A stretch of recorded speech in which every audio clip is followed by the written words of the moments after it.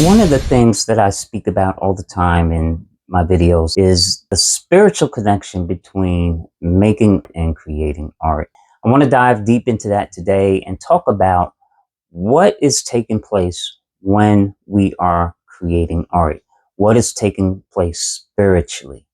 Now, to understand that question, you have to dig a little deeper and you have to go back and remember that Yahweh Elohim created man in his own image and his own likeness. The Bible says that he created the heavens and the earth. And if you look at nature and all the beauty that's within nature, all the variety that you see in nature between the trees, the birds, all the animals, the fish in the sea.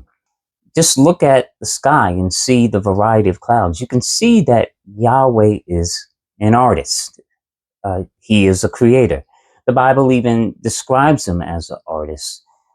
In the scripture of Yeshua, Isaiah, it says that he is a potter and we are clay, and he molds and shapes us into his image and likeness. He's also a goldsmith, a refiner of gold and silver. That's an art form.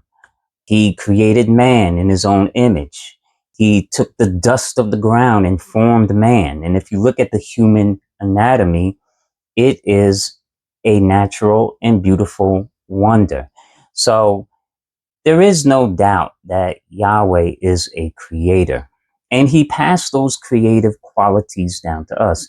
There is no other animal in the world, there is no other creature in the world that creates as man creates.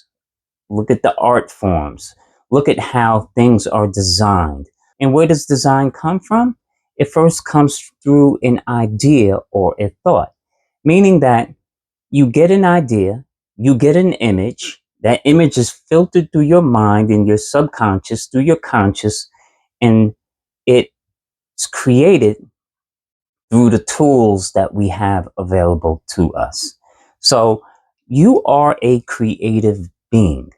And whether you draw, paint, write poetry, create music, write, cook, whatever it is that you do, it is a form of creativity, but that creativity doesn't take place until something happens in your spirit and it's filtered through your mind. Now, that being said, let's talk a little bit more about this. Most people view art as an act of self-expression, meaning that I have something on my heart, I have something on my mind, and I want to loose that or express that, and I let it come forth. That's self-expression. I have an idea, I have a feeling, I have an emotion, and when I release it in a way that others can see it, hear it, or experience it, that's an act of self-expression. But what if I told you that making art is not only that, but it's deeper than self-expression? It's an act of giving, meaning that your art has the ability to solve problems. It has the ability to help others through a rough time. It has the ability to inspire others to move on an idea, or it has the ability to inspire others to move into action to bring about change.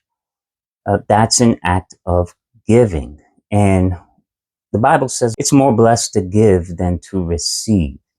So an act of giving is an act of love. Creating art is an act of love.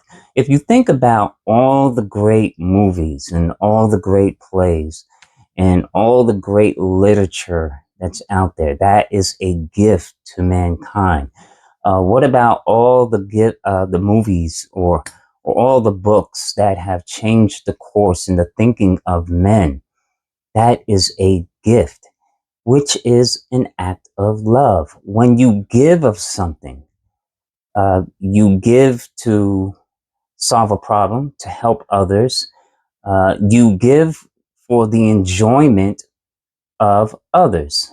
Pure giving is giving without looking for something in return. Now, when you're in a true mode of giving, you're not saying, I gave you something, now give me something back. No, that's bartering, right? That's trading, that's exchanging. Giving is more for the benefit of someone else and not yourself. Now, in your giving, you are going to be blessed because remember, as I said before, it's more blessed to give than to receive. So the Heavenly Father does honor your giving, and He repays us reciprocally in other ways. So in your giving, you're giving for the benefit of someone else. And that's what art does. Most of the time, when you're giving of yourself and you're creating your art, you have to understand the power of that and how your art can affect someone else. You creating art and someone seeing your art can spark somebody to move in their gifts, whatever that gift may be. You just making art and someone seeing you can inspire someone to do the same thing. Your perseverance, your tenacity, your unwillingness to give up in creating your art. If somebody sees that, that in itself is a gift. So never underestimate the power of you releasing what you receive in the spirit and channeled through your mind and your emotions in the creation of your art. Because believe me, it will affect somebody. I can tell you and testify for myself that I didn't start creating art until I saw my brother create art. I didn't start really thinking about art until I saw what my brother could do with his art, and how it really inspired everybody around him, right? So you just creating art and going about your business has the power to inspire someone to walk in their gift, whatever that gift may be. So never underestimate the power of you moving in your art, no matter what level you are at. Now, there's something I want to emphasize about giving, whether you're a beginner or intermediate or even seasoned artist. It is always a good idea to give in terms of your testimony and in terms of your process or your journey.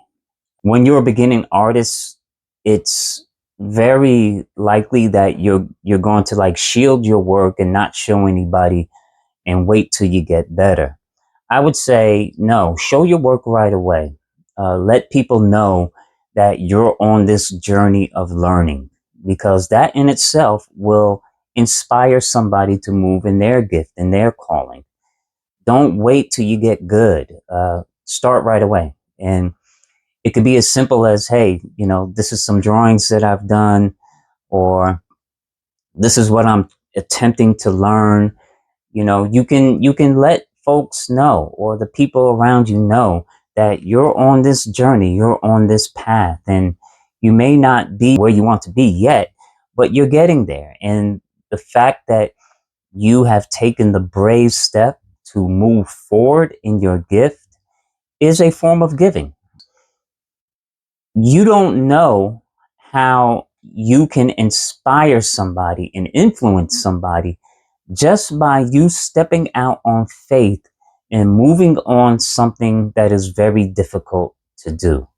And making art is not easy. It's a continual learning process. I still struggle with growing in certain areas of my art, but I apply myself and I'm willing to make those failures so that I can learn from them. And you want to throw away the idea that you're going to fail at something. No, you're not going to fail. You're going to learn. And that in itself is giving. When you learn something and you can relay that experience to others, it's a gift. It's why we come on YouTube every day, right? We want to learn something. We want to be inspired by something or someone. We want to hear how somebody got through what you're going through right now. So don't underestimate the influence that you have in your giving of your time and your giving of your testimony, in the giving of your experiences, whether that experience is good or bad. That gift will help somebody. And I'm a living proof that somebody moving on their gift has caused me to move in mine. So, folks, I hope you enjoyed this little life lesson. I want you to really, really take away from this the power of giving. You have something great to give. Your gift can change the world and change everybody around you. So don't just look at your art or your creativity as an act of self-expression. I want you to think broader about this, of how your art and your creativity can affect everyone around you and even the world. So I love you all. Yahweh bless. I hope you enjoyed this video. And if you like this video, please like, comment, and share. And don't forget to subscribe. Yahweh bless you and keep creating and never stop. Peace out.